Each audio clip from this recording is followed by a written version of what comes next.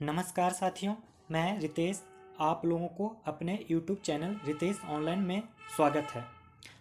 आज मैं आप लोगों को BPSC 67 CDPO का प्रैक्टिस टेस्ट कराने जा रहा हूं।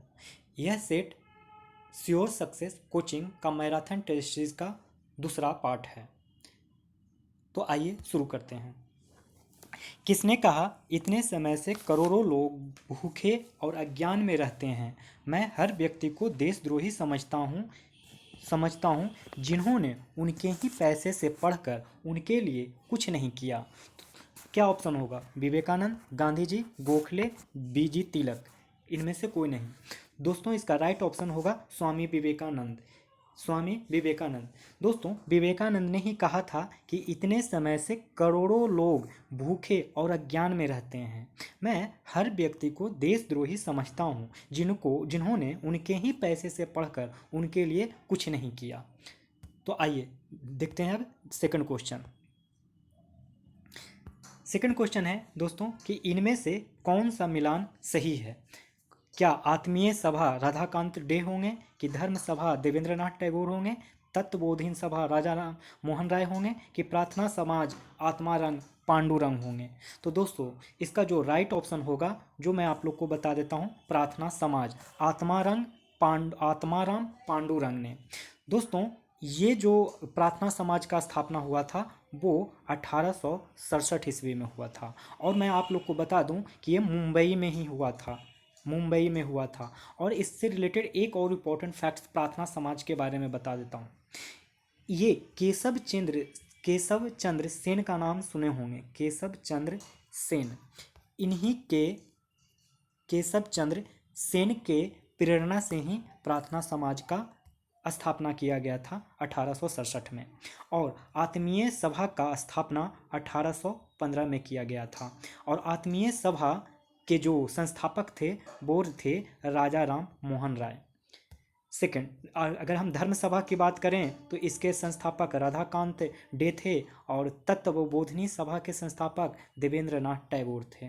तो इसका आंसर जो होगा वो होगा प्रार्थना समाज आत्मारंग पांडुरंग। यही सही है। ये वाला देवेंद्रनाथ टैगोर हो जाएंगे। धर्म सभा के लिए राधाकांत डे, आत्मीय सभा के लिए राजा राम मोहन राय। पूछ रहा है इसमें से सही मिलान, तो हम लोग को सही मिलान प्रार्थना समाज आत्मारंग पांडुरंग। अब देखिए, क्वेश्चन कह रहा है कि कौन कौन से कथन राजा राम मोहन राय के बारे में असत्य है। दोस्तों, किनके बारे में पूछ रहा है दोस्तों, राजा राम मोहन राय के बारे में। कौन सा कथन पूछ रहा है? तो असत्य कथन पूछ रहा है। तो आइए देखते हैं। असत कथन, ईसाइयत पर उनकी किताब में जीसस के नैतिक और आध्यात्मिक मर्यादा और चमत्कार का बातें हैं। दोस्तों, यही गलत है। सॉरी, एक मिनट रुक जाइए, मैं थोड़ा सा देख लेता हूँ। हाँ, ये वाला भी क्वेश्चन मतलब ये वाला भी स्टेटमेंट गलत ही है। दूसरा, उनके बारे में स्टेटमेंट ये लिखा गया है कि उन्होंने ईसाई मिशनरियों की निपुणता से हिंदू धर्म और वेदांत देश की अज्ञानियों से रक्षा की। दोस्तों, ये भी उनके लिए गलत ही स्टेटमेंट दिया गया है। तीसरा, अपनी ब्राह्मण समाज की मीटिंग में उन्होंने ब्राह्मणों के साथ साथ अन्य जाति के लोगों को भी वेद पढ़ने की अनुमति दी। दोस्तों, ये तो सही था। उन्होंने अन्य धार्मिक शिक्षाओं को भी शामिल किया, ये भी सही था। तो दोस्तों, अगर सही ऑप्शन पूछा जाता तो 3 और 4 होता, लेकिन इसमें से गलत ऑप्शन पूछा जा रहा है, इसलिए 1 और 2 होगा, शुरू के 2 स्टेटमेंट। आगे बढ़ते हैं। आगे में दोस्तों, किसने 1870 में भारतीय सुधार संगठन बनाया था? तो 1870 में भारतीय सुधार संगठन जो बनाया था वो बनाए थे केशव चंद्र सेन ने। दोस्तों, 1870 में भारतीय सुधार संगठन का भी केशव चंद्र ने ही स्थापना किया था। और 1870 में ही अगर भारत सुधार संगठन के जगह पे संघ भी पूछ दिया जाए तो भी आप केशव चंद्र सेन ही बताइएगा। ध्यान से सुनिए, 1870 में ही भारतीय सुधार संगठन भी 1870 में ही केशव चंद्र सेन के द्वारा किया गया था। और भारतीय सुधार संघ भी केशव चंद्र सेन के द्वारा ही किया गया। दोस्तों, इसके बारे में अब केशव चंद्र सेन के बारे में कुछ और पॉइंट्स याद रख लीजिए। इन्होंने 1866 ईस्वी में, कब? 1866 ईस्वी में आदि ब्रह्म समाज का स्थापना किया था। आदि ब्रह्म समाज का स्थापना किया था। क्या? कौन सा? आदि ब्रह्म आदि ब्राह्मण समाज का। दोस्तों इन्होंने ही 1872 की बात है जब बाल विवाह निषेध अधिनियम लाए थे। और दो पत्रिका इनके बारे में, केशव चंद्र सेन से दो पत्रिका के बारे में आप याद रखेंगे। एक वाम बोधिनी मैं लिख देता हूँ, वाम बोधिनी नामक पत्रिका और इंडियन मिरर नाम का पत्रिका इन्हीं के द्वारा निकाला गया था। इंडियन मिरर पत्रिका इन्हीं के द्वारा। आइए, तो इसका राइट ऑप्शन क्या हो जाएगा? केशव चंद्र सेन। नेक्स्ट क्वेश्चन देखिए।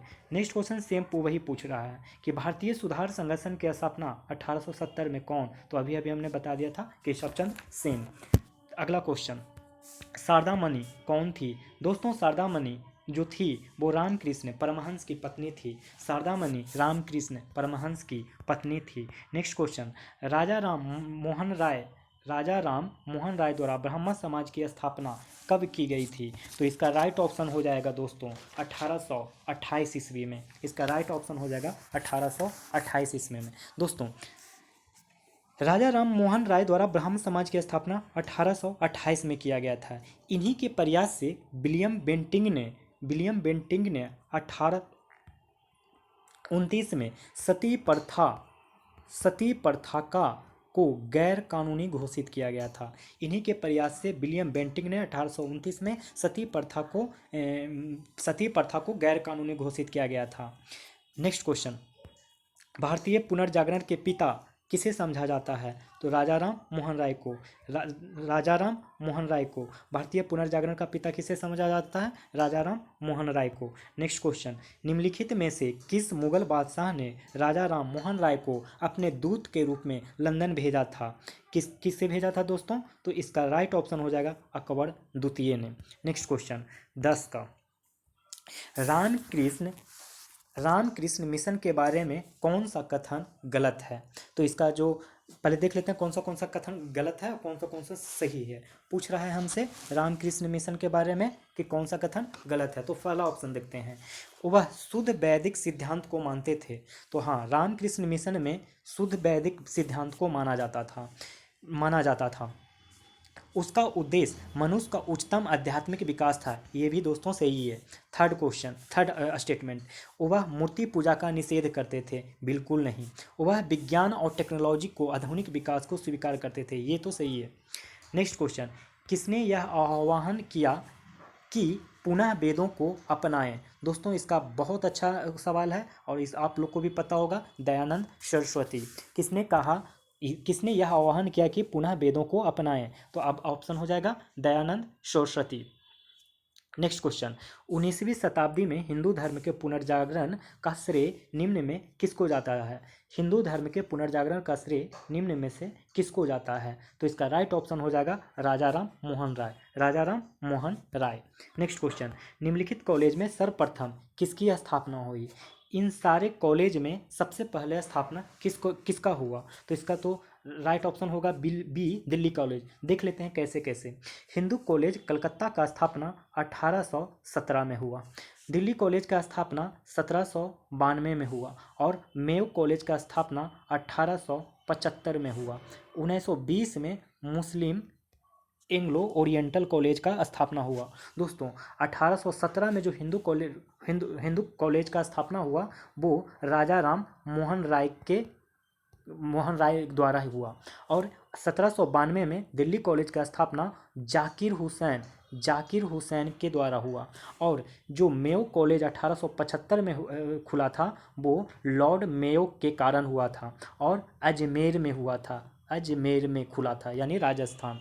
1920 में मुस्लिम एंग्लो ओरिएंटल कॉलेज खुला था। तो देख सकते हैं सबसे पहले साल में 1792 आता है, उसके बाद फिर 1817 आता है, फिर 1875, 1920। कभी कभी इसको अरेंज करने के लिए भी दे दिया जाएगा। तो जब अरेंज करेंगे तो सबसे पहले दिल्ली कॉलेज खुला था और दिल्ली कॉलेज के बाद दूसरे नंबर पे कौन खुला था? हिंदू कॉलेज खुला था। फिर तीसरे नंबर पे मेयो कॉलेज, डी, इसके बाद डी, डी कौन खुला था? मुस्लिम एंग्लो ओरिएंटल कॉलेज। क्यों? क्योंकि बी जो है दिल्ली कॉलेज वो 1792 में खुला था, और जो ए है हिंदू कॉलेज कलकत्ता वो 1817 में खुला था। जो सी है यानी कि मेयो कॉलेज वो 1875 में खुला था, और जो डी है यानी कि मुस्लिम एंग्लो ओरिएंटल कॉलेज जो 1920 में खुला था, 1920 में खुला था। तो आइए नेक्स्ट क्वेश्चन देखते हैं। किसके कार्यकाल द्वारा सती निषेध अधिनियम 1829 पारित हुआ? किसके कार्यकाल के दौरान दोस्तों? तो Lord William Bentinck, Lord William Bentinck के कार्यकाल के दौरान सती निषेध अधिनियम 1829 पारित हुआ था। तो अब इसका हम लोग देखते हैं नेक्स्ट क्वेश्चन, क्वेश्चन नंबर 15। बाल विवाह को निरुत्साहित करने वाला अधिनियम 1891 में मुख्यतः किसके अनुरोध पर पारित हुआ? बाल विवाह निरुत्साहित माने बाल विवाह को खत्म करने वाला अधिनियम 1891 में किसके अनुरोध पे पारित हुआ? तो दोस्तों इसका सही जवाब होगा केशव चंद्र सेन एवं बहराम जी मालाबारी के द्वारा। इस बाल विवाह में होता क्या था दोस्तों कि 12 वर्ष से कम बालिकाओं का बच्चों का विवाह कर दिया जाता था। इसी को निरुत्साहित करने के लिए एक अधिनियम लाया गया 1891 में। किनके प्रयास से, किनके अनुरोध से? तो केशव चंद्र सेन और बहराम जी मालाबारी के अनुरोध से। नेक्स्ट क्वेश्चन, रामकृष्ण मिशन 1896 की स्थापना किसने की? रामकृष्ण मिशन 1896 की स्थापना किसने की? तो इसका राइट ऑप्शन जो होगा नरेंद्र नाथ दत्त, या जिनको स्वामी विवेकानंद भी के नाम से भी जानते हैं। दोस्तों यहाँ एक चीज़ देखिएगा, ये जो रामकृष्ण मिशन है 1896, कुछ कुछ किताबों में मैंने पढ़ा है 1897 भी, कि 1897 में रामकृष्ण मिशन का स्थापना किया। तो आप इसको एक बार थोड़ा सा स्टार में यहाँ कर देता हूँ, आप इसको थोड़ा सा एक बार चेक कर लीजिएगा, क्योंकि कुछ कुछ बुक में 1896 भी होगा और कुछ कुछ बुक्स में रामकृष्ण मिशन का स्थापना 1897 में दिया हुआ है। और दूसरी बात दोस्तों, इसका राइट ऑप्शन क्या हो जाएगा? नरेंद्र नाथ दत्त, कि रामकृष्ण मिशन का स्थापना कौन किया था? नरेंद्र नाथ दत्त। आप कन्फ्यूज मत होइएगा, इन्हीं को नाम स्वामी विवेकानंद है। और मैं एक इंटरेस्टिंग बात बता दूं कि स्वामी विवेकानंद इनको कब से कहा जाने लगा? तो जब नरेंद्र नाथ दत्त, क्योंकि अभी नरेंद्र नाथ दत्त ही हैं, जब जा रहे थे अमेरिका, तो अमेरिका जब जाते समय में एक महाराजा खत्री के अनुरोध पर इन्होंने अपना नाम अपना नाम स्वामी विवेकानंद रख लिया। या समझ में आ गया ना? महाराजा खत्री के अनुरोध पर नरेंद्र नाथ दत्त ने अपना नाम स्वामी विवेकानंद रख कर लिया।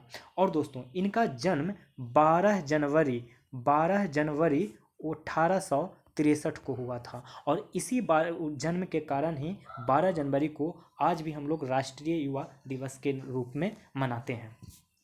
तो मेरे हिसाब से आप क्वेश्चन शायद क्लियर हो गया होगा। आगे बढ़ जाता हूँ। भारत में पश्चिमी शिक्षा और अंग्रेजी भाषा शुरू करने की वकालत किसने किया?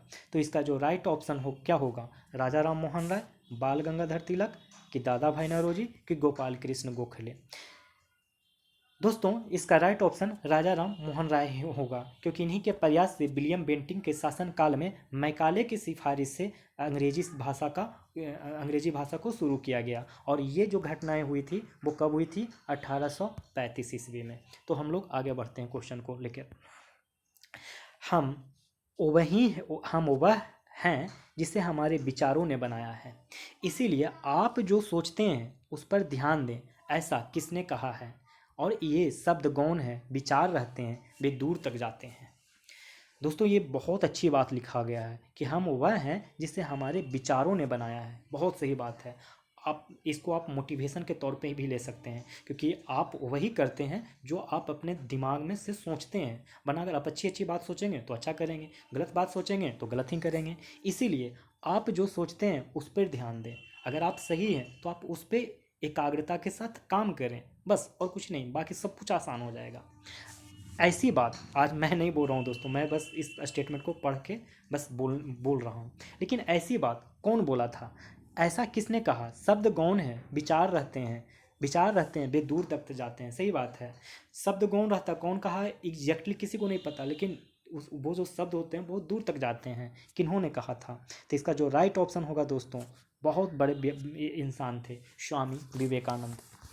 इनके बारे में मैं बता दिया था कि इनका जन्म कब हुआ था दोस्तों, 12 जनवरी 1863 को। 1893 में विश्व की धर्म संघीय संसद में भारत का प्रतिनिधित्व किसने किया?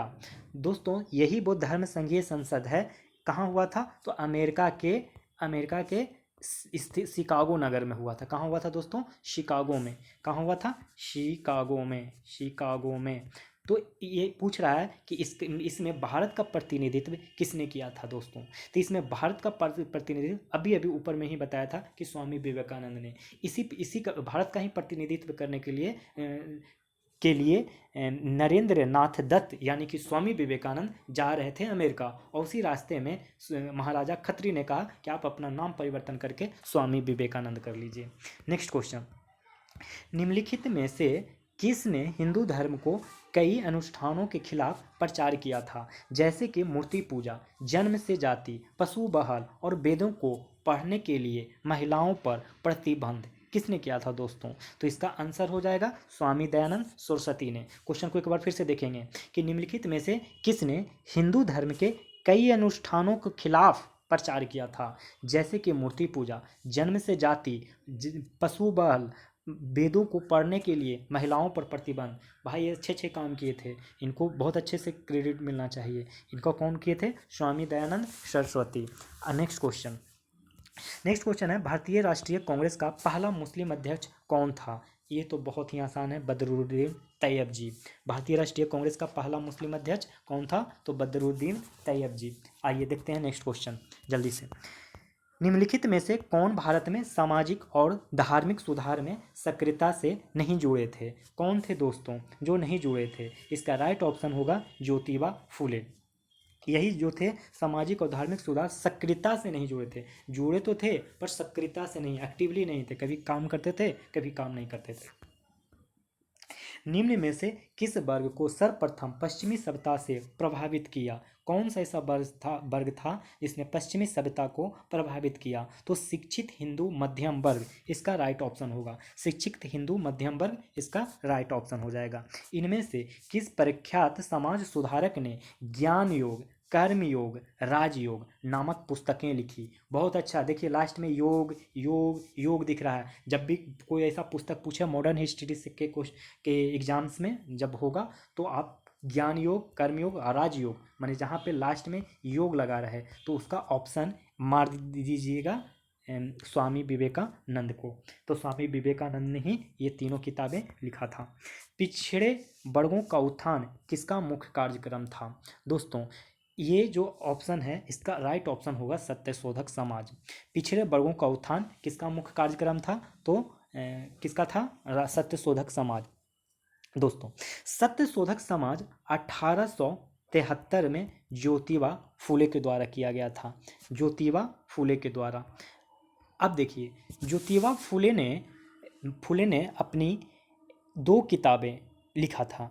एक का नाम है गुलामगिरी, दूसरे का नाम है सार्वजनिक सत्य धर्म पुस्तक। कौन सा किताब है दोस्तों? सार्वजनिक सत्य धर्म पुस्तक और गुलामगिरी। अच्छा, ये जो दोनों किताबें लिखा गया कौन सा? गुलामगिरी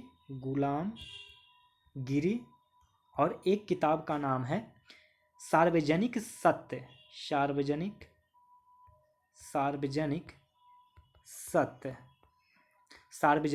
धर्म पुस्तक। दोस्तों ये दोनों ही किताब में कहा गया है ब्राह्मण विरोधी गतिविधियों को संगठित रूप में प्रसार करने के लिए इस पुस्तक लिखा गया था। किनके द्वारा लिखा गया था दोस्तों? तो ये लिखा गया था ज्योतिबा फूले के द्वारा। ज्योतिबा फूले ने सत्यशोधक समाज का स्थापना किया था। कब किया था? 1873 में। ड्रेन थ्योरी के संस्थापक कौन थे जिसने भारत में इंग्लैंड में निरंतर धन गमन का खुलासा किया? Dadabhai Naoroji is the right option. दोस्तों इन्होंने एक किताब लिखा था।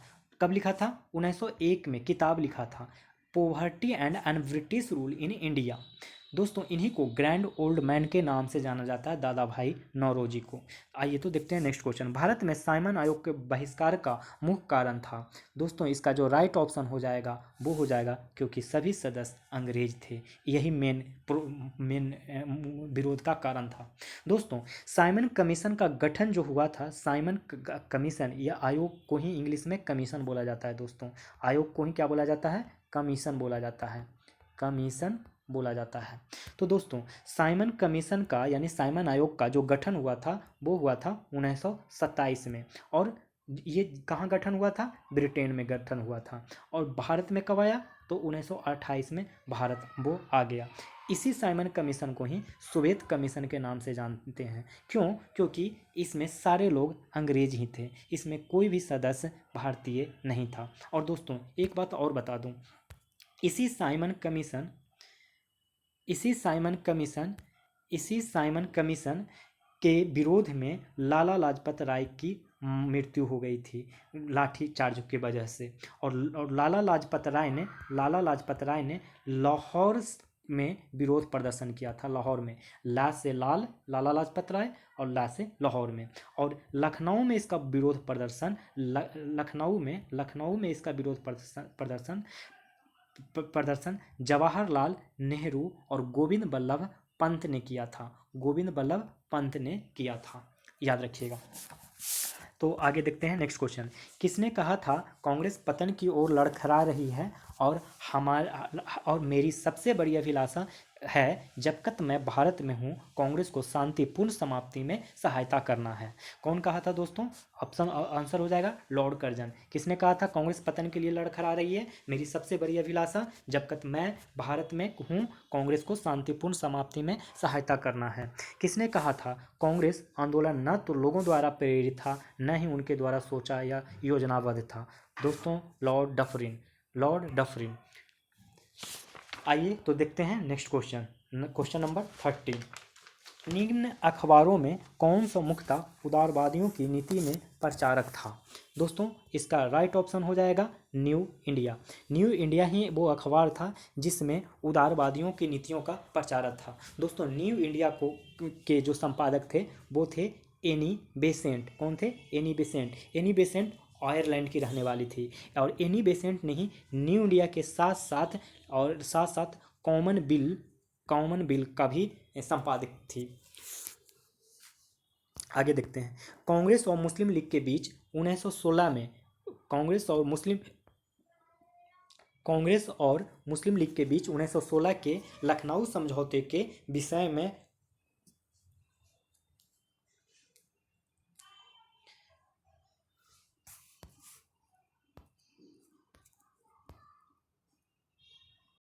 आइए दोस्तों तो देखते हैं 31 नंबर क्वेश्चन में। कांग्रेस और मुस्लिम लीग के बीच हुए 1916 के लखनऊ समझौते के विषय में कौन सा कथन सही है?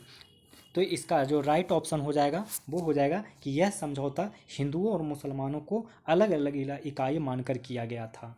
दोस्तों जो कांग्रेस और मुस्लिम लीग के बीच जो 1916 में लखनऊ समझौता हुआ था, ये समझौता लखनऊ में तो हुआ ही था, लेकिन इसके जो अध्यक्ष थे वो थे जो इसके अध्यक्ष थे ये जो इसके अध्यक्ष थे वो अंबिका चरण मजूमदार थे। और ये जो समझौता हुआ था वो समझौता को करवाने में एक बाल गंगाधर तिलक और मोहम्मद अली जिन्ना का भागीदारी था। यही दोनों मिलकर लखनऊ समझौता को कंप्लीट कराया था, जिसमें कांग्रेस और मुस्लिम लीग के बीच समझौता हुआ था। कब हुआ था दोस्तों? तो 1916 में। आगे बढ़ जाते हैं क्वेश्चन 32। किस घटना को कहा जाता है भारतीय स्वतंत्रता आंदोलन में आतंकवादी गतिविधियों की शुरुआत हुई थी? किस में हुआ था दोस्तों? तो ऑप्शन नंबर सी, चापेकर बंधुओं द्वारा प्लेग आयुक्त रेंड की हत्या। दोस्तों यही वो प्लेग आयुक्त रेंड की जब हत्या हुई चापेकर बंधुओं के द्वारा, तो इसी घटना के बाद भारतीय स्वतंत्रता आंदोलन में आतंकवादी गतिविधियों की शुरुआत मानी जाती है। दोस्तों ये चापेकर बंधु कौन कौन थे? तो दो भाई थे। एक का नाम था बालकृष्ण चापेकर और दूसरे का नाम था दामोदर दामोदर चापेकर। और प्लेग आयुक्त रेंड की हत्या जो इन्होंने किया था वो 1897 में किया था। कब किया था? 1897 में किया था। और किसे मारा था? तो ये मारे थे रेंड एंड एयर्स्ट को। रेंड और एयर्स्ट एयर्स्ट की हत्या किए थे इन्होंने। और इसके बाद से ही ये माना गया कि आतंकवादी गतिविधियों की शुरुआत हो गई। तो नेक्स्ट क्वेश्चन देखते हैं, काकोरी षड्यंत्र अभियोग में निम्नलिखित में किसको फांसी नहीं दिया गया था? तो दोस्तों इसमें जो राइट ऑप्शन हो जाएगा वो हो जाएगा, फांसी किसको नहीं दिया गया था?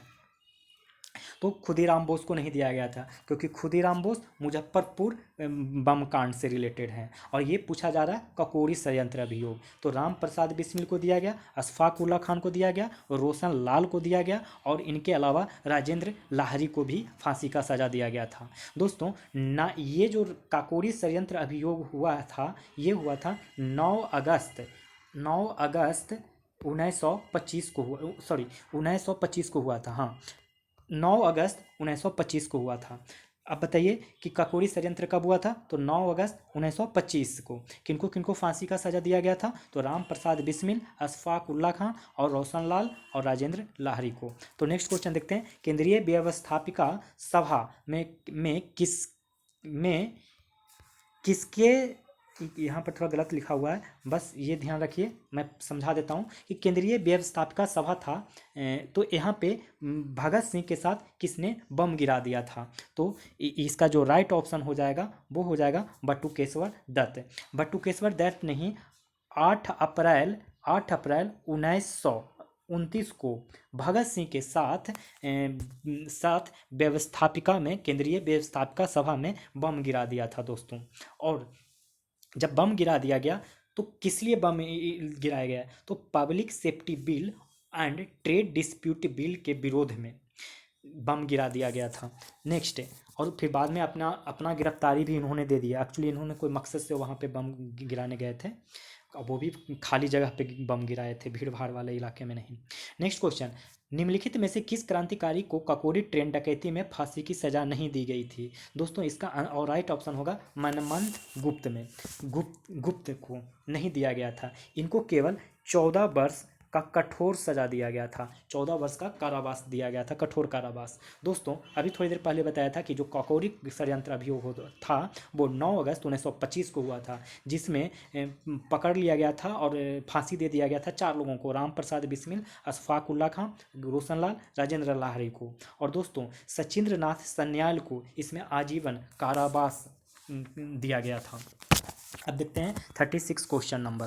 36 क्वेश्चन नंबर कह रहा है कि स्थापना के समय भारतीय राष्ट्रीय कांग्रेस का उद्देश्य क्या नहीं था? तो दोस्तों इसका उद्देश्य अंग्रेजों से पूर्ण स्वतंत्रता प्राप्त करना तो बिल्कुल ही नहीं था। जो इसका उद्देश्य था ये 3 था कि देश के विभिन्न भागों के राष्ट्रवादी कार्यकर्ताओं के बीच मैत्रीपूर्ण संबंधों को बढ़ावा देना। यही तो इनका मेन कारण था कि सबको बताना कि देखिए आप लोग अपने अपने के लिए क्यों लड़ रहे हैं, इस देश के लिए लड़िए ना, भारत की एकता अखंडता के लिए लड़िए। आप अपने अपने, कोई जमींदार लोग अपने लिए लड़ रहे थे, जमींदार लोग, तो कोई राजा महाराजा थे वो अपने लिए लड़ रहे थे, किसान लोग अपने लिए लड़ रहा था, विद्यार्थी लोग अपने लिए लड़ रहा था। तो यही राष्ट्रीय कांग्रेस का पहला उद्देश्य उस वक्त हुआ करता था शुरुआती क्षणों में, कि भाई देश के विभिन्न भागों में जा के राष्ट्रवादी कार्यकर्ताओं के बीच मैत्रीपूर्ण संबंध को बढ़ावा देना था।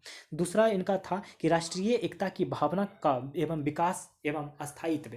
राष्ट्रीय एकता, मैंने अभी बताया ना कि एकता और अखंडता के बारे में बात किया जा रहा था। तो कांग्रेस का यही मोटिव था शुरू में कि हम लोग को एकता की भावना और विकास में स्थायित्व करना था। लोकप्रिय मांगों का निर्धारण तथा ब्रिटिश सरकार के समक्ष उसकी प्रस्तुति। मतलब पहले उन लोग चाहते थे कि कौन सी ऐसी चीज़ है जिससे देश डेवलप कर सकता है, हमारा देश एक हो सकता है, तो इस सब लोग का निर्धारण करते थे। इसलिए अधिवेशन भारत के तमाम शहरों में, मतलब विभिन्न शहरों में, मतलब कहने का मतलब जो भारत है ना ये पूरा, तो इसके पूरे से पूरे एरिया में जगह जगह पे जा के, कभी बम्बई, कलकत्ता, चेन्नई, यहाँ पे लोग जा करके अधिवेशन किए गए और फिर मांगों को निर्धारण किया गया कि हम कौन सी मांग अपने ब्रिटिश सरकार से मांगें, और फिर उनके समक्ष में शांतिपूर्ण तरीके से पत्राचार के माध्यम से मतलब उन्होंने समक्ष उसके प्रस्तुत किए। किसने कहा था कि किसने कहा था कि मुस्लिम सुरक्षा मांगकर मूर्खता कर रहे हैं तथा हिंदू उसे अस्वीकार कर उससे बड़ी मूर्खता कर रहे हैं। दोस्तों ये बहुत ही बड़े इंसान ने कहा था और उनका नाम है, क्या नाम है, अबुल कलाम आज़ाद। ये बहुत ही बड़े विद्वान थे। इन्होंने ही कहा था कि मुस्लिम सुरक्षा मांगकर मूर्खता कर रहे हैं तथा हिंदू उसे अस्वीकार कर उससे बड़ी मूर्खता कर रहे हैं। दोस्तों इनके बारे में मैं बता दूं कि इनको 1940 में, कब की दोस्तों, 1940 में रामगढ़ अधिवेशन जब हुआ था तो उसके अध्यक्ष बनाए गए और तब से लेकर 45 तक, 1945 तक ये अध्यक्ष के पद पे ही रहे। अगर कोई पूछे कि सबसे कम उम्र में और सबसे ज़्यादा समय तक अध्यक्ष, कांग्रेस का अध्यक्ष बनने वाले व्यक्ति का नाम, वो भी आज़ादी से पहले, तो आप बताएंगे अबुल कलाम आज़ाद। दोस्तों अगला क्वेश्चन, किस पूंजीपति ने अखिल भारतीय कांग्रेस कमेटी के खजांची पद पर काफ़ी दिनों तक काम किया तथा 1930 में जेल भी गए? तो इसका राइट ऑप्शन हो जाएगा जमना लाल बजाज। ये गांधी जी के भी बहुत करीब थे। कब इन्होंने जेल गए थे? तो 1930 में गए थे। ये कौन थे? तो पूंजीपति थे और अखिल भारतीय कांग्रेस कमेटी के खजांची के पद पर भी काम कर चुके थे। कौन क्रांतिकारी आतंकवादी अपने जीवन के अंत में रामकृष्ण मिशन का स्वामी बन गया? एक क्रांतिकारी था, मतलब क्रांतिकारी हम लोगों के लिए और अंग्रेज के लिए आतंकवादी था। हम लोग के लिए तो वो क्रांतिकारी ही होंगे ना भाई, जो देश के लिए लड़ेगा वो तो क्रांतिकारी ही था आज़ादी से पहले हम लोग के लिए, और अंग्रेज के लिए वो आतंकवादी के नाम से जाना जाएगा। तो ये अपने जीवन के अंत में रामकृष्ण मिशन का स्वामी बन गए। किसके स्वामी बन गए थे? रामकृष्ण मिशन के। कौन बन गए थे? तो इसका राइट ऑप्शन होगा अरविंद घोष। अरविंद घोष। अगला, बम्बई में कांग्रेस के प्रथम अधिवेशन में कौन सम्मिलित नहीं हुआ था? दोस्तों ये बहुत ही बेहद सवाल है और बहुत ही समझदार से जवाब दीजिएगा। देखिए यहाँ पे इसका राइट ऑप्शन होगा बी, लेकिन बी में ये एब नहीं, एस होगा। एस एन बनर्जी, सुरेंद्र नाथ बनर्जी हुआ करते थे। इन्होंने ही प्रथम अधिवेशन में सम्मिलित नहीं हुए थे। आप कहिएगा कि पहला अधिवेशन में तो बहुत लोग ने शामिल नहीं हुआ था, पर हम लोग सिर्फ सुरेंद्र नाथ बनर्जी के बारे में ही क्यों पढ़ रहे हैं भाई? बहुत इसका अच्छा सा जवाब है। देखना, एक्चुअली हुआ क्या था कि कांग्रेस का जब घोषणा पत्र जो तैयार करने वाले व्यक्ति थे ना, वो यही थे, एस एन बनर्जी, सुरेंद्र नाथ बनर्जी। लेकिन ये स्थापना में शामिल नहीं थे और ना ही प्रथम अधिवेशन में शामिल हुए थे, क्योंकि प्रथम अधिवेशन में WC बनर्जी ने अधिवेशन की अध्यक्षता किए थे और ये कहीं और काम से रह गए थे। तो आगे के क्वेश्चन देखते हैं। नेक्स्ट, भारतीय राष्ट्रीय कांग्रेस की स्थापना के समय भारत का राज्य सचिव कौन था? तो इसका राइट ऑप्शन हो जाएगा लॉर्ड क्रॉस।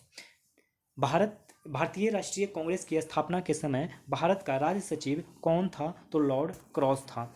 निम्नलिखित में कौन भारतीय राष्ट्रीय कांग्रेस का अध्यक्ष नहीं रहा दोस्तों? तो दोस्तों महात्मा गांधी तो 1924 के बेलगाम अधिवेशन में तो अध्यक्षता किए ही थे। अंबिका चरण मजूमदार भी 1916 के लखनऊ अधिवेशन में तो थे ही। इन्हीं के बदौलत तो नरम दल गरम दल मिला, मुस्लिम लीग और कांग्रेस का मिलाप हुआ। और कराची में 1913 में सरकार पटेल है, लेकिन यहाँ होगा सरदार वल्लभ भाई पटेल ने पार्टिसिपेट किया था, माने इसके अध्यक्ष थे। लेकिन एवियन ऑक्टियम हुम ये कभी भी अध्यक्ष पद पे नहीं बने। ये स्थापना में बहुत बड़ा रोल प्ले किए थे कांग्रेस की स्थापना के लिए। अब हम देखेंगे अगला क्वेश्चन, जो कि बहुत ही इंपॉर्टेंट क्वेश्चन आने जा रहा है। ये क्वेश्चन बहुत ही इंपॉर्टेंट है दोस्तों, इसको अच्छे से समझिएगा। निम्नलिखित में कौन कैबिनेट मिशन, दोस्तों यहाँ पे शब्द है कैबिनेट मिशन, कि भारत पहुँचने पे भारतीय राष्ट्रीय कांग्रेस का अध्यक्ष था? सबसे पहले ध्यान रखिए, इस वक्त जब कैबिनेट मिशन भारत में आया तो राष्ट्रीय कांग्रेस का जो अध्यक्ष वो थे हमारे JB कृपलानी। यहाँ लाली है, कृपलाली नहीं, कृपलानी थे। अच्छा, ये तो हुए एक बात कि कांग्रेस के अध्यक्ष कौन थे, तो मैंने ये बता दिया। अब सुनिए कि ये जो कैबिनेट मिशन था, इसका जो है स्थापना, ये जो दिल्ली में आया था वो 24 मार्च 1946 को दिल्ली में आया था। और दोस्तों दिल्ली में आने के बाद इसने अपना रिपोर्ट 16 मई 1946 को सौंपा। ध्यान देना दोस्तों, 24 मार्च 1946 को दिल्ली आया कैबिनेट मिशन और 16 मई को 1946 को अपना रिपोर्ट पेश किया। और दूसरी बात बता दूं दोस्तों, इसके साथ 3 व्यक्ति, ये जो मिशन था, ये मिशन में 3 व्यक्ति थे। एक थे स्टेफोर्ड क्रिप्स, जो कि अध्यक्ष बोर्ड ऑफ ट्रेड के अध्यक्ष थे। एक बोर्ड ऑफ ट्रेड नाम की संस्था चल रहा था, उसके अध्यक्ष स्टेफोर्ड क्रिप्स थे। और भारत का जो सचिव थे उस वक्त पैंथिक लॉरेंस, और नौसेना मंत्री ए बी अलेक्जेंडर। तो 3 व्यक्ति कौन कौन? Stafford Cripps, Pethick Lawrence, A V Alexander, इन तीनों ही ने ही मिलकर ये कैबिनेट मिशन बनाए थे। और इन्होंने 24 मार्च 1946 को दिल्ली आए और अपना रिपोर्ट 16 मई 1946 को सौंपा। तो इस क्वेश्चन से रिलेटेड इतना इन्फॉर्मेशन याद रखिएगा। नेक्स्ट क्वेश्चन, भारतीय राष्ट्रीय कांग्रेस को किसने भीख मांगने वाली संस्था को बोला गया? बहुत ही खतरनाक बात बोला गया कि कांग्रेस, बोला गया कि राष्ट्रीय जो कांग्रेस है ना, वो भीख मांगने वाली संस्था है। बहुत खराब बात बोला गया। एनीवे, ये बोले थे अरविंद घोष ने। दोस्तों, अरविंद घोष के बारे में हम लोग कुछ जानते हैं। स्वतंत्रता हमारे जीवन का उद्देश्य है और हिंदू धर्म ही हमारे इस उद्देश्य को पूर्ति करेगा। राष्ट्रीयता एक धर्म है और वह ईश्वर की देन है, ये कहा था अरविंद घोष ने। एक बार फिर से सुन लिए क्या कहा था। इन्होंने कहा था कि स्वतंत्रता हमारे जीवन का उद्देश्य है और हिंदू धर्म ही हमारे इस उद्देश्य को पूर्ति करेगा। राष्ट्रीयता एक धर्म है और वह ईश्वर की देन है। सही तो कहे थे दोस्तों। आज भी हम लोग देखिए जीवन जो जी रहे हैं वो स्वतंत्रता को ही तो मान रहे हैं कि हम लोग ऐसा करेंगे तो स्वतंत्र हो जाएंगे। आप अपने भी जीवन काल में देखिए, कुछ भी करते होंगे तो आप लोग को लगता होगा कि बस ये भर कर लेते हैं तो हम लोग स्वतंत्र हो जाएंगे। सबसे पहले जब आप लोग ने 10th क्लास किया होगा तो आपको लगा होगा कि बस पास कर गए तो फिर आज़ाद हो जाएंगे, एग्ज़ाम हो गया तो आज़ाद हो जाएंगे। फिर आपको लगा कि इंटरमीडिएट कर लेंगे तो आज़ाद होंगे, फिर लगा ग्रेजुएशन कर लेंगे तो आज़ाद होंगे। अभी अभी आपको लग रहा होगा कि बीपीएससी, दरोगा वगैरह का एग्ज़ाम पास कर लेंगे तो हम लोग आज़ाद हो जाएंगे। हाँ, बीपीएससी से यहाँ पर एक बात याद आ गया कि बीपीएससी का आज डेट फिक्स हो गया है, आप लोग को पता चल ही गया होगा। 30 अप्रैल 2022 को इसका डेट अनाउंस कर दिया गया है। आप लोग चाहें तो बीपीएससी के ऑफिस पे, वेबसाइट पे जाके देख लें तो पता चल गया 30 अप्रैल के लिए। सीडीपीओ का पता नहीं है क्योंकि 67th का है, ये 30 अप्रैल को। एनीवे, अब क्या सोचेंगे कि जैसे ही आपको बीपीएससी कंप्लीट हो जाएगा फिर सोचेंगे कि चलो यार अब शादी विवाह हो जाएगा तो स्वतंत्र हो जाएंगे। फिर सोचेंगे कि चलो यार अब मतलब बच्चे वगैरह हो जाएंगे तो स्वतंत्र हो जाएंगे, उनको पढ़ा लिखा के उनको शादी विवाह कर देंगे। फिर सोचते हैं चलो अब सब कुछ हो गया तो अब इस दुनिया से ही स्वतंत्र तो हो जाते हैं। तो गलत इन्होंने कहा था अरविंद घोष ने। इन्होंने बहुत अच्छी बात कहा था कि स्वतंत्रता हमारे जीवन का उद्देश्य है और हिंदू धर्म ही हमारे इस उद्देश्य को पूर्ति करेगा। राष्ट्रीयता एक धर्म है और वह ईश्वर का देन है। तो हम लोग अगला क्वेश्चन देखेंगे। स्वराज पार्टी का मुख्य लक्ष्य निम्नलिखित में कौन सा था? स्वराज पार्टी का मुख्य लक्ष्य क्या था दोस्तों? तो इसका जो राइट ऑप्शन होगा 1919 के सुधारों की योजना का ध्वंस एक समान सतत और समरूप अवरोधन की नीति द्वारा करना। दोस्तों, थोड़ा सा मैं स्वराज पार्टी के बारे में समझा देता हूँ। इसका ऑप्शन थोड़ा ज़्यादा लंबा है तो समझ में नहीं आ रहा होगा, मैं एक बार में थोड़ा समझा दूँ तो इस ऑप्शन को आप समझ सकते हैं। देखिए दोस्तों, स्वराज पार्टी का जो हुआ था ना, वो 1 जनवरी 1923 को स्थापना किया गया था। जब दुनिया 1 जनवरी का त्यौहार सेलिब्रेट कर रहा था, उस वक्त स्वराज पार्टी की स्थापना हो रहा था। और यह स्थापना करने में हमारे CR दास और मोतीलाल नेहरू ने योगदान किया था। इन्हीं दोनों के मदद से ये स्वराज पार्टी का इलाहाबाद में स्थापना हुआ था। और किनके किनके द्वारा, ये बहुत ही इंपॉर्टेंट क्वेश्चन है। तो CR दास और मोतीलाल नेहरू, इन्होंने CR दास अध्यक्ष बन गए और सचिव बन गए मोतीलाल नेहरू। और 1 जनवरी 1923 को इन्होंने इसका स्थापना किया था। और दोस्तों, यही वो स्वराज पार्टी था। इनके एक सदस्य थे जिनका नाम था विट्ठल भाई पटेल। विट्ठल भाई पटेल वही विट्ठल भाई पटेल जो सरदार वल्लभ भाई पटेल के भाई थे, को सेंट्रल लेजिस्लेटिव असेंबली का अध्यक्ष बनाने में सफल हो गए। यही वो स्वराज पार्टी है जिन्होंने विट्ठल भाई पटेल को सेंट्रल लेजिस्लेटिव असेंबली का अध्यक्ष बना दिए। तो बहुत बड़ा काम किए थे इस वक्त के लिए। देखते हैं अगला क्वेश्चन। 1929 को भारतीय राष्ट्रीय कांग्रेस का लाहौर अधिवेशन की अध्यक्षता किसने किया? इसी लाहौर अधिवेशन में दोस्तों पूर्ण स्वराज की मांग किया गया था। तो इसका जो राइट ऑप्शन होगा जवाहरलाल नेहरू। जवाहरलाल नेहरू ने ही पूर्ण स्वराज की मांग किया था लाहौर अधिवेशन में, और 1929 का ये राष्ट्रीय कांग्रेस का अधिवेशन था। तो नेक्स्ट क्वेश्चन देखते हैं। कांग्रेस ने स्वराज प्रस्ताव वर्ष 1906 में पारित किया। प्रस्ताव का उद्देश्य क्या था? दोस्तों, इसका उद्देश्य तो स्वशासन सुनिश्चित करना था। कब मांगा गया था? 1906 में ही स्वशासन मांग लिया गया था। और इस वक्त के जो अध्यक्ष थे वो दादा भाई नौरोजी थे, और इसका अधिवेशन कलकत्ता में हुआ था।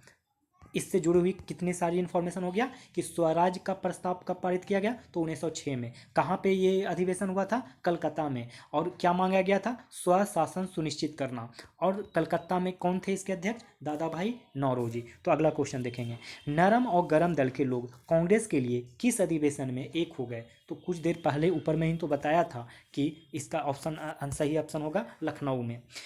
लखनऊ में ही दोस्तों हम लोग नरम और गरम दल की मुलाकात हो गया। हुआ क्या था दोस्तों? एक्चुअली जो 1907 है ना, 1907 का सूरत अधिवेशन में गरम दल और नरम दल लड़ गए थे। अब बोल रहे थे गरम दल वाले बोल रहे थे कि भाई देखिए, अध्यक्ष पद जो है ना वो तो बाल गंगाधर तिलक को ही मिलना चाहिए, और नरम दल वाले कह रहे थे कि रास बिहारी घोष को मिलना चाहिए। इसीलिए सूरत स्प्लिट हो गया, माने गरम दल और नरम दल में विभाजन हो गया, और इसी विभाजन को लखनऊ अधिवेशन में फिर से पैचअप कर लिया गया।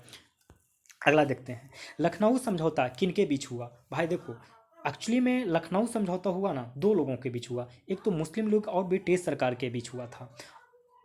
सॉरी, एक सेकंड, गलती हो गया, ये नहीं होगा आंसर। सॉरी, ये आंसर नहीं होगा। हाँ, यहाँ पे देखो, कांग्रेस और मुस्लिम लीग के बीच हुआ था, और एक गरम दल और नरम दल के बीच भी हुआ था। तो सबसे, लेकिन ये ऑप्शन में तो यही दिया हुआ है, ये 5 ऑप्शन में, तो हम लोग इसी को टिक मारेंगे। अगला क्वेश्चन देखते हैं। निम्नलिखित में किस व्यक्ति ने तीनों गोलमेज सम्मेलनों में भाग लिया? तो भीमराव अंबेडकर। दोस्तों, भीमराव अंबेडकर ने ही तीनों में मांग लिया था। ध्यान दीजिए, ये किसी पार्टी के सदस्य के रूप में नहीं गए थे, ये अपने आप ही गए थे। अगला क्वेश्चन। निम्नलिखित में किस महिला ने भारतीय तिरंगा सबसे पहले फहराया था? तो ऑप्शन है भिकाजी कामा। भिकाजी कामा ने ही भारतीय तिरंगा सबसे पहले फहराया था। दोस्तों, भिखाजी कामा को ही क्रांतिकारियों का माता कहा जाता है। और पता है 1907 में जर्मनी के स्टुटगार्ट में भारतीय तिरंगा फहराया था। कब फहराया था? 1907 में। और इन्हीं को क्रांतिकारी का माता कहा जाता है। अब देखिए नेक्स्ट क्वेश्चन। मैं अनिश्वरवादी क्यों हूँ? ऐसा एक पुस्तक है जो कौन लिखे थे? तो इसका राइट ऑप्शन हो जाएगा भगत सिंह के द्वारा लिखा गया था। तो आइए हम लोग अब देखते हैं नेक्स्ट क्वेश्चन। बी.डी. सावरकर 1904 में अभिनव भारत की स्थापना की थी। तो की थी। ऑप्शन है कार्यकर्ता के मंच के रूप में, क्रांतिकारी संघ के रूप में, गोपनीय संस्था के रूप में, कि पाठक मंच के रूप में, कि इनमें से कोई नहीं। तो इसका जो राइट ऑप्शन हो जाएगा वो हो जाएगा क्रांतिकारी संघ के रूप में।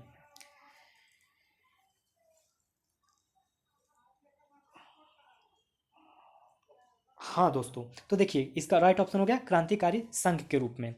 अभी देखिए, अभिनव भारत हुआ था वो महाराष्ट्र में इसका स्थापना किया था। और जो ये अभिनव भारत का जो सबसे बड़ा कार्य था वो न्यायाधीश एक थे जैक्सन, नाम बोल के जैक्सन, इनकी हत्या कर दिया था गोली मारकर। यही अभिनव भारत की सबसे बड़ी काम था, और जिसकी स्थापना बी.डी. सावरकर ने किया था। किसने कहा कांग्रेस आंदोलन का न तो आम जनता से प्रेरणा प्राप्त होती है, और ना ही उन्होंने उसकी योजना बनाई? ऐसा कौन कहा था? तो दोस्तों, इसको कहने वाले लाला लाजपत राय थे।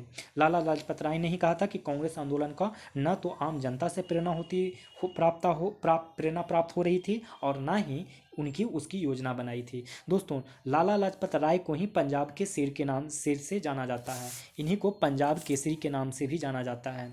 इनके बारे में महात्मा गांधी जी कहे थे कि जब इनकी मौत हो गया था लाला लाजपत राय की, तो लाहौर में मतलब जो लाठीचार्ज हुआ था ना, उसमें उसके बाद मौत हो गया था। तो मौत होने के बाद गांधी जी ने इनके बारे में कहा था कि भारतीय सौर मंडल से एक सितारा डूब गया। इतने बड़े वो नेता थे। भारत में वर्ष 1867-68 में सर्वप्रथम निर्धारित प्रति व्यक्ति आय 20 रुपया थी। इसे मालूम किसने किया था? इसका राइट ऑप्शन हो जाएगा दोस्तों दादा भाई नौरोजी। दादा भाई नौरोजी ने 1901 में एक किताब लिखी थी, poverty and un British rule in India. India. भारतीय राष्ट्रीय कांग्रेस का पहला अधिवेशन किसके सभापतित्व में हुआ था? तो इसका राइट ऑप्शन हो जाएगा WC बनर्जी। तो आप देखते हैं हम लोग इसके last question, next question. Next question है दोस्तों, किस स्थान पर पुलिस मुठभेड़ में चंद्रशेखर आज़ाद शहीद हो गए? तो दोस्तों ये अल्फ्रेड पार्क इलाहाबाद में। इसका राइट ऑप्शन हो जाएगा अल्फ्रेड पार्क।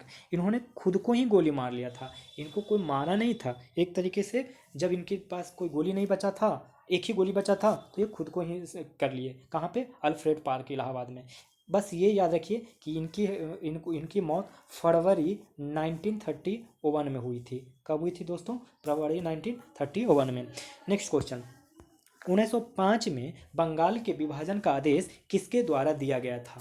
बंगाल के विभाजन का आदेश किसके द्वारा दिया गया था दोस्तों? तो लॉर्ड कर्जन के द्वारा। इसका राइट ऑप्शन क्या होगा? Lord Curzon. अब यहाँ से आप एक दो पॉइंट याद रख लीजिए। एक डेट याद रखिए, 19 जुलाई 1905 को। इस दिन दोस्तों घोषणा हुआ था कि हम बंगाल का विभाजन कर लेंगे, लेकिन 16 अक्टूबर 1905 को विधिवत रूप से विभाजित कर दिया गया। कब? 19 जुलाई 1905 को आदेश दिया गया, 16 अक्टूबर 1905 को विधिवत रूप से विभाजित कर दिया गया। लॉर्ड कर्जन के बारे में एक पॉइंट और याद रखिए कि इसी ने ही 1904 में विश्वविद्यालय अधिनियम कानून पारित किया था। जुलाई 1905 में बंगाल के विभाजन का आदेश किसने दिया था? अभी अभी तो मैंने बताया ना, किसने दिया था? बताइए कौन दिया था? लॉर्ड कर्जन ने। निम्न में हिंदुस्तान सोशलिस्ट रिपब्लिक एसोसिएशन का सदस्य नहीं था। तो इसका राइट ऑप्शन नाना साहब, क्योंकि चंद्रशेखर आज़ाद, सुखदेव, भगत सिंह तो थे ही। एक बात और, चंद्रशेखर आज़ाद का एक नारा हुआ करता था, क्रांति अमर रहे। क्रांति अमर रहे। अगर कोई पूछे कि चंद्रशेखर आज़ाद का क्या नारा था, तो बताइएगा क्रांति अमर रहे। Next question. अब यहाँ से दोस्तों ये हिस्ट्री खत्म हो गया, अब साइंस चालू हो जाता है। ठीक है, तो देखते हैं नेक्स्ट क्वेश्चन। विटामिन की B12 की कमी से कौन सा रोग होता है? विटामिन बी की कमी से कौन सा रोग होता है दोस्तों? तो जल्दी से बताइए कौन सा होगा? तो pernicious anaemia. Pernicious anaemia, B12 की कमी से परनीसियस एनीमिया। स्कर्वी रोग किसकी कमी से होता है? स्कर्वी रोग किसकी कमी से होता है? स्कर्वी रोग किसकी कमी से होता है? विटामिन सी की कमी से स्कर्वी रोग होता है। विटामिन सी की कमी से स्कर्वी रोग होता है। विटामिन सी की कमी से क्या होता है? स्कर्वी रोग होता है। तो देखते हैं आगे नेक्स्ट क्वेश्चन। निम्न में कौन सा अपने बसीय विलयन से प्राप्त नहीं किया जा सकता? निम्न में कौन सा अपने बसीय विलयन से प्राप्त नहीं किया जा सकता है? इसका राइट ऑप्शन हो जाएगा विटामिन सी। दोस्तों जल में घुलनशील और वसा में घुलनशील कौन सा विटामिन होता है? तो दोस्तों जो जल में घुल जाएगा वो विटामिन बी और विटामिन सी। जो वसा में घुल जाएगा तो विटामिन के, vitamin E, vitamin D, vitamin A. वसा में घुलनशील जो होगा उसको आप कीड़ा के नाम से जानिएगा कि कीड़ा में स्पेलिंग क्या होता है? KED। तो विटामिन के, vitamin E, vitamin D, vitamin A. और ये BC जल में घुलनशील होता है। तो आप BC से, आप लोग तो बहुत ही बड़े लोग हैं, BC का मतलब एक बहुत बड़ा गाली होता है जिसे आप समझ रहे हैं। तो मतलब कोई कहता है ना कि ये गाली का इस्तेमाल करके बोलता है तुम्हें तो पानी में ही मिला देंगे, मतलब जल में मिला देंगे। तो आप ऐसे करके कोरिलेट करके आप याद रख लेना। नेक्स्ट क्वेश्चन देखो, विटामिन ए किसके संश्लेषण का पुरोगामी है? तो इसका राइट ऑप्शन होगा रेटिनिन। विटामिन ए किसके संश्लेषण का पुरोगामी है? तो रेटिनिन का। नेक्स्ट क्वेश्चन देखते हैं, व्यक्ति में विटामिन B6 की कमी के कारण होता है। व्यक्ति में विटामिन B6 की कमी के कारण कौन सा रोग होता है दोस्तों? तो आप बताइए जल्दी से। इसका होगा अरक्तता। अरक्तता, अरक्तता का जो अरक्तता ही होता है। हिंदी तो इंग्लिश और भी ज़्यादा इसका टफ है। देखते हैं, वह विटामिन जो साधारणतः मानव द्वारा पेशाब में निकाल दिया जाता है। कौन सा विटामिन है जिसे मानव के द्वारा पेशाब के द्वारा बाहर निकाल दिया जाता है? इसका राइट ऑप्शन हो जाएगा विटामिन सी। नेक्स्ट क्वेश्चन, निम्न में कौन सा विटामिन बी समूह से संबंध नहीं है? यहाँ समूह नहीं, समूह होगा। समूह मतलब ग्रुप। तो हम लोग पूछ रहा है कि विटामिन बी के समूह में कौन संबंध नहीं रखता है? तो इसका जो राइट ऑप्शन हो जाएगा वो हो जाएगा टोकोफेरॉल। क्या हो जाएगा? टोकोफेरॉल। कार्बोहाइड्रेट में पाए जाने वाला बंधों, ये बंधों नहीं बंध होगा, जिसको कहते हैं बॉन्ड, बंध के प्रकार है। कार्बोहाइड्रेट में पाए जाने वाले बंधों का एक प्रकार है, तो इसका राइट ऑप्शन हो जाएगा ग्लाइकोसाइडिक। ग्लाइकोसाइडिक कार्बोहाइड्रेट में पाए जाने वाले बंधों का प्रकार है ग्लाइकोसाइडिक। कार्बोहाइड्रेट प्रचुर भोजन के अंतर्ग्रहण के पश्चात इंसुलिन स्रावन का संभवतः उद्दीपन होता है। इसका राइट ऑप्शन हो जाएगा GLP-736 एमाइड द्वारा। पता नहीं दोस्तों, ये मुझे भी नहीं पता है, एक कैसे पता नहीं इस टाइप का क्वेश्चन आएगा भी या नहीं। आगे देखते हैं। भूख लगने पर व्यक्ति सबसे पहले उपयोग करता है। भूख लगने पर व्यक्ति सबसे पहले क्या उपयोग करता है? ये अच्छा सवाल है। ग्लाइकोजन दोस्तों, ग्लाइकोजन के रूप में ही स्टोर रहता है हमारे एक्स्ट्रा एनर्जी। नेक्स्ट क्वेश्चन, स्तनधारियों में वृक्कों का कार्य किसको उत्सर्जित करना है? स्तनधारियों में वृक्कों का कार्य किसको उत्सर्जित करना है? तो इसका जो राइट ऑप्शन हो जाएगा अत्यधिक लवण, यूरिया तथा जल। अत्यधिक लवण, यूरिया तथा जल। निम्न में कौन रक्त वाहिनी स्तनधारियों में सामान्यतः सबसे अधिक मात्रा यूरिया लिया जाता है? तो इसका राइट ऑप्शन हो जाएगा यकृत शिरा। यकृत शिरा। निम्न में कौन सा रक्त वाहिनी स्तनधारियों में सामान्यतः सबसे अधिक मात्रा यूरिया ले जाती है? तो यकृत शिरा। यूरिका का सबसे कम मात्रा में किसमें होती है? तो इसका राइट ऑप्शन हो जाएगा वृक्कीय शिरा, वृक्कीय धमनी में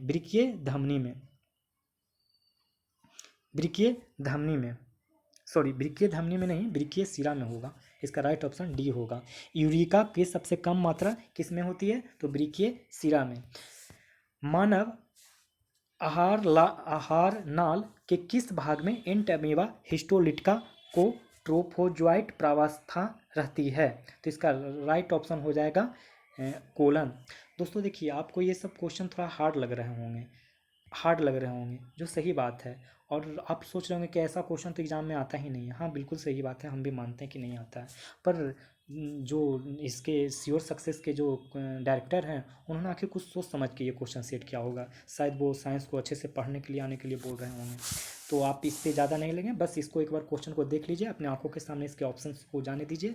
क्योंकि जब पीटी वो कंसेप्ट का ज़्यादा होता नहीं है, बस वो बहुत ही फैक्चुअल क्वेश्चन पूछे जाते हैं। तो अगर ये सब क्वेश्चन अगर गलती से आते हैं तो आपका एक बार सुना हुआ रहेगा, तो आप वहाँ आंसर को टिक आउट कर सकते हैं। लेकिन मैं कोशिश करूँगा कि आने वाले टाइम पे मैं साइंस के लिए एक स्पेशल वीडियो डालूँ, मतलब बनाने कहने का मतलब कि स्पेशल चैप्टर जहाँ से क्वेश्चन पूछे जाने की संभावनाएँ होती है, तो मैं उस टॉपिक को बना दूंगा। अभी आप फिलहाल प्रैक्टिस सेट में हैं, तो आप इस क्वेश्चन को ना बस एक बार सुनिए और आंसर को याद रखने का प्रयास करिए। इसमें ज़्यादा आप टेंशन में आने की ज़रूरत नहीं है कि ऐसा क्वेश्चन थोड़ी ना आता है।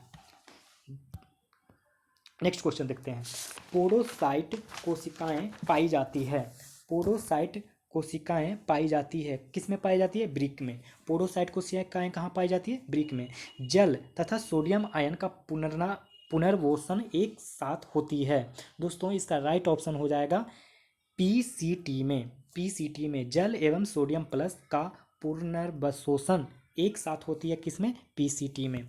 नेक्स्ट क्वेश्चन, रेनिन जो कि रास तंत्र का भाग है कहाँ से स्रावित होता है? रेनिन जो कि RAS तंत्र का भाग होता है,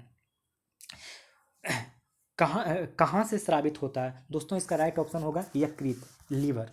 मेंडल ने किसके सिद्धांत पर प्रतिपादन नहीं किया? मेंडल ने किसके सिद्धांत का प्रतिपादन नहीं किया?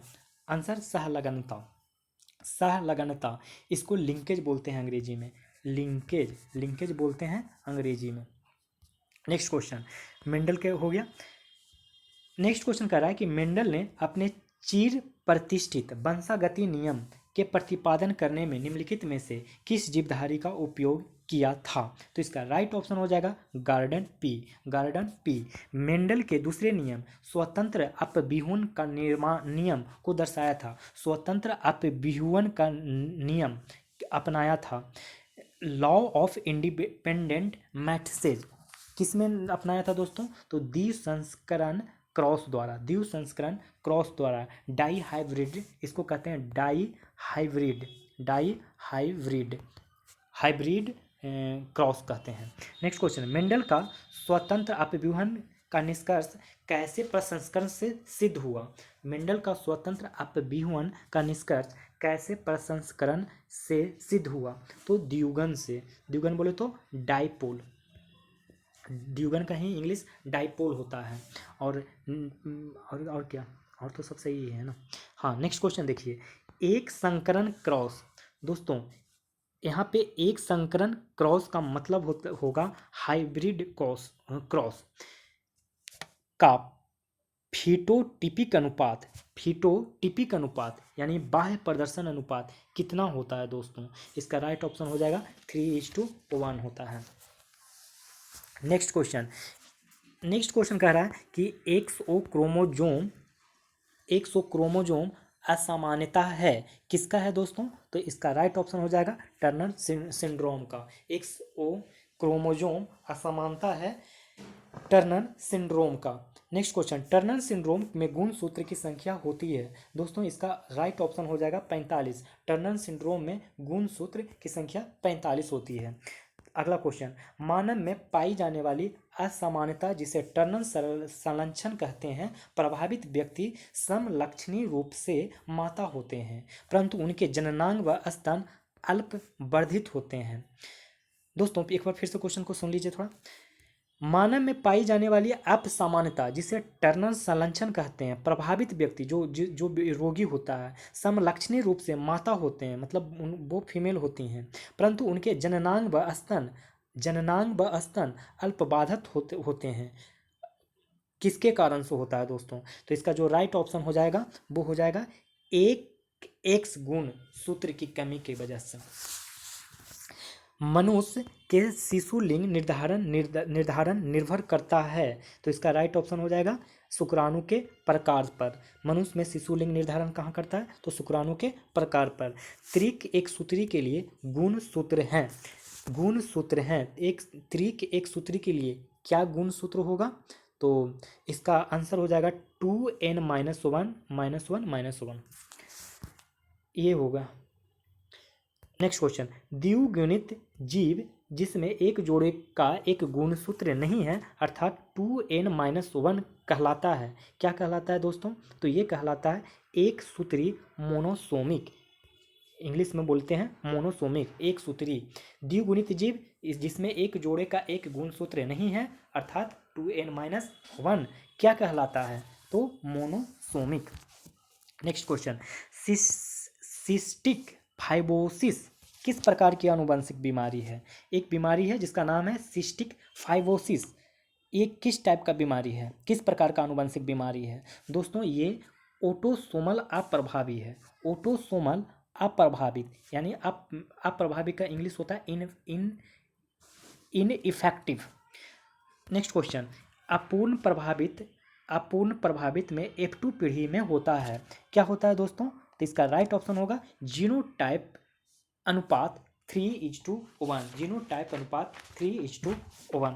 नेक्स्ट क्वेश्चन, जब दोनों जनक रुधिर वर्ग AB के हो तो उनके बच्चों में हो सकता है, जब दोनों जनक रुधिर वर्ग AB के ही हों तो उनके बच्चों में हो सकता है, A हो सकता है, B हो सकता है और AB रुधिर वर्ग हो सकता है। मानव रक्त समूह AB और O एक उदाहरण है, किसका उदाहरण है? तो बहुरूपता का जो अंग्रेजी होता है वो होता है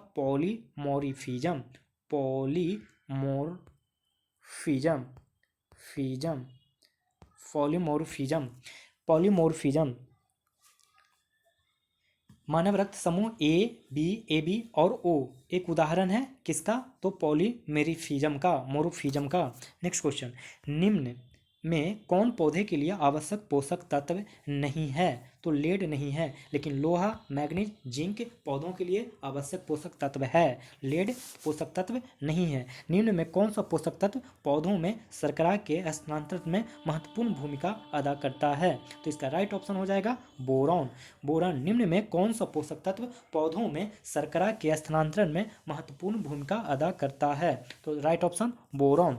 नेक्स्ट क्वेश्चन, निम्नलिखित में से कौन सा नाइट्रोजिनेज का एक घटक है? तो इसका राइट ऑप्शन होगा मोलिब्डेनम। क्लोरोसिस की प्रक्रिया प्रदर्शित करता है। क्लोरोसिस की प्रक्रिया प्रदर्शित होता है। तो इसका राइट ऑप्शन हो जाएगा लोहा तथा मैग्नीशियम तत्व के अभाव के कारण।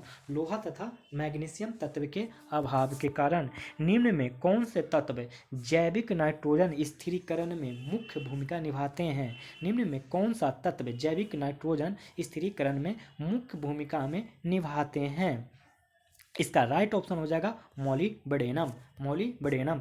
ताजे जल परितंत्र में शैवाल की वृद्धि के लिए सबसे सीमाकारी कारक कौन है? तो इसका राइट ऑप्शन हो जाएगा जल।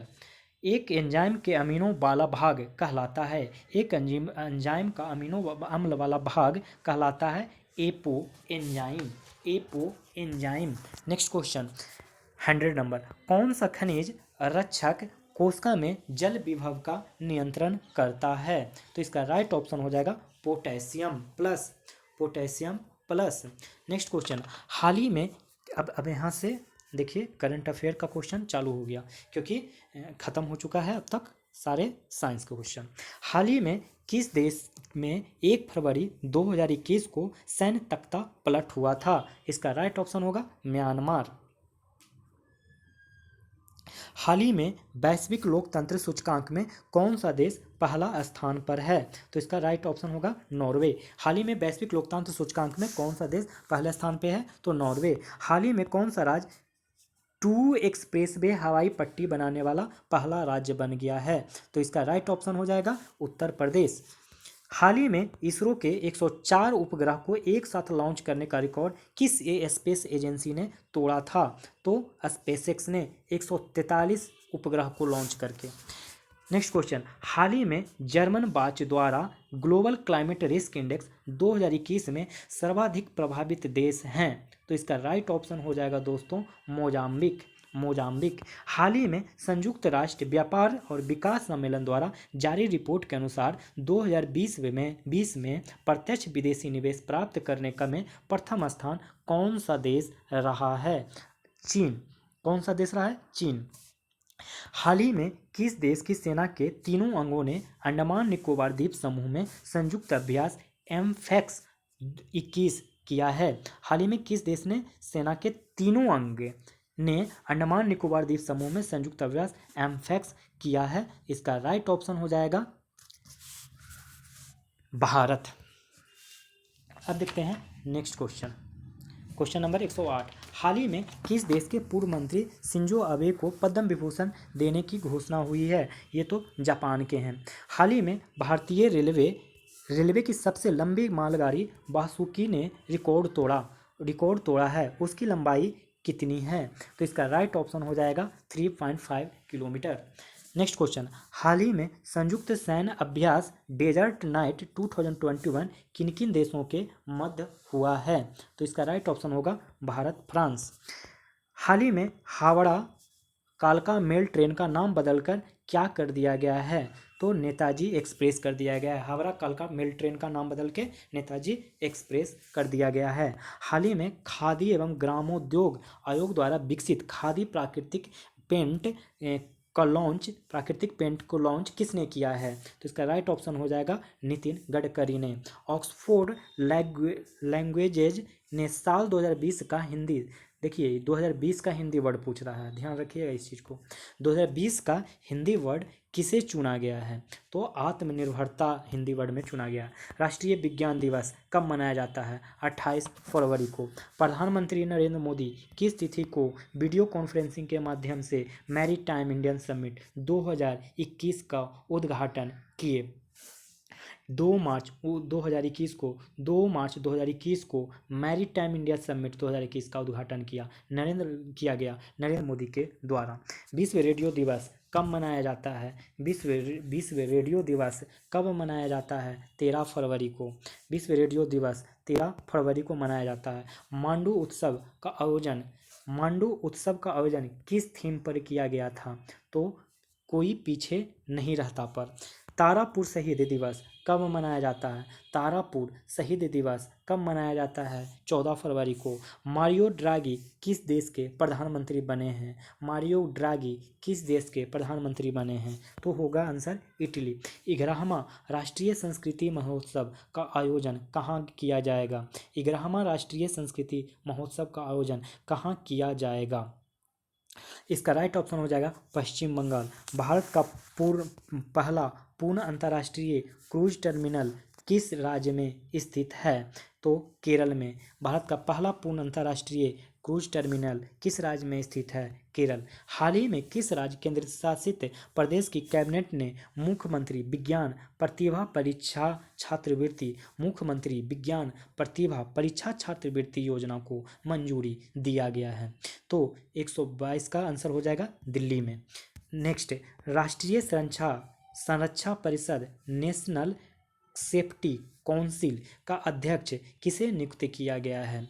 तो इसका राइट ऑप्शन होगा एस.एन. सुब्रमण्यम के द्वारा। नेशनल सेफ्टी काउंसिल का अध्यक्ष किसे नियुक्त किया गया? एस.एन. सुब्रमण्यम। हाल ही में किस देश ने आर्टिफिशियल एनर्जी आइलैंड प्रोजेक्ट को मंजूरी दी है? तो डेनमार्क में। नेक्स्ट क्वेश्चन,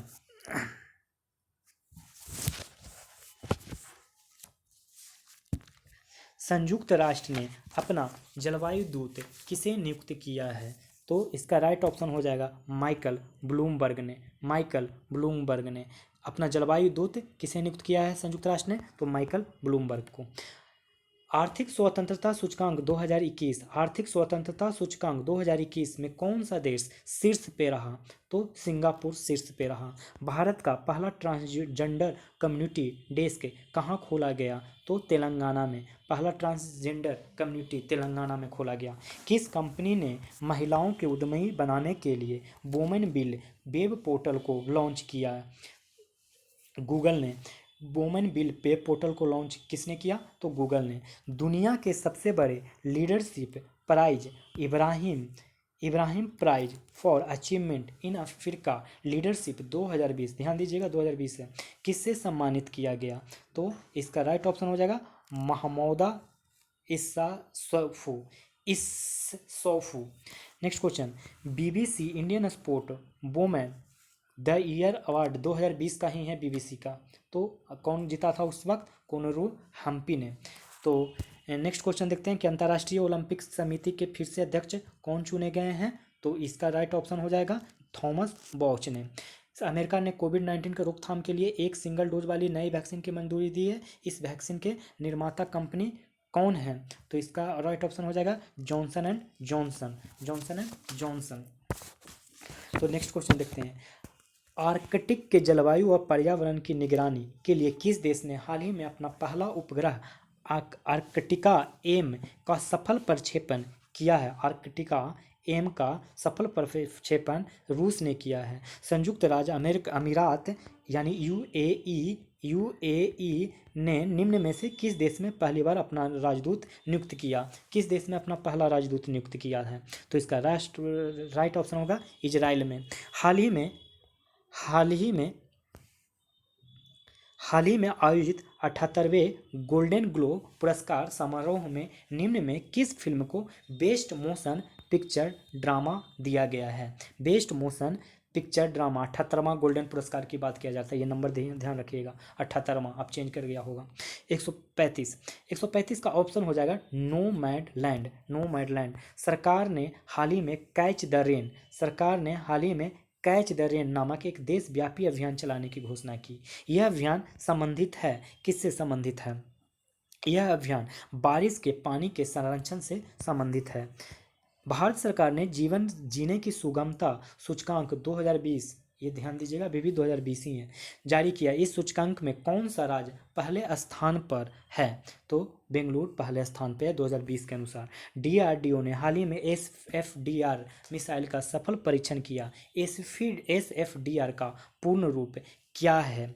तो इसका पूर्ण रूप सॉलिड फ्यूल डक्टेड रैमजेट है। सॉलिड फ्यूल डक्टेड रैमजेट है।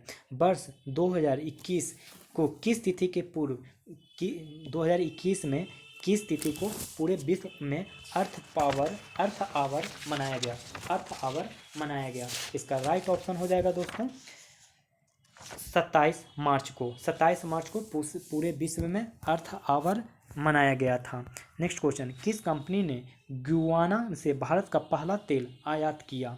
तो इसका राइट ऑप्शन हो जाएगा HPCL मित्तल एनर्जी लिमिटेड। किस कंपनी ने गुयाना से भारत का पहला तेल आयात किया? तो HPCL मित्तल एनर्जी लिमिटेड ने। अब यहाँ से आगे मैथ के क्वेश्चन हैं, तो मैं एक बार क्वेश्चन दिखा लेता हूँ, आप लोग बना लीजिएगा, बना के आंसर ऑप्शन मुझे सेंड कर दीजिएगा कमेंट बॉक्स में। ये हैं सारे क्वेश्चंस। अब हम लोग देखेंगे इसका सेट नंबर 3 देखेंगे। आप लोग सब बना लीजिएगा।